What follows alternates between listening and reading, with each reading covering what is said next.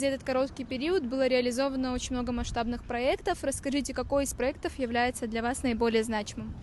Да, действительно, проектов реализовано очень много, их просто невозможно не замечать. Но один из главных, который я бы хотела выделить, и это касается и моей семьи в том числе, это возможность получения у нас здесь в Абхазии пенсионных дебетовых карт банка ПСБ.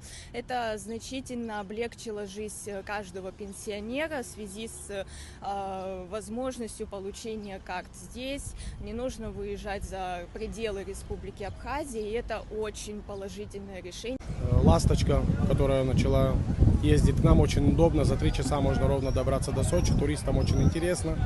И наши гости, которые у нас отдыхают дома, ездят на «Ласточке», увидят Красную Поляну или Олимпийский парк и возвращаются. Очень удобно.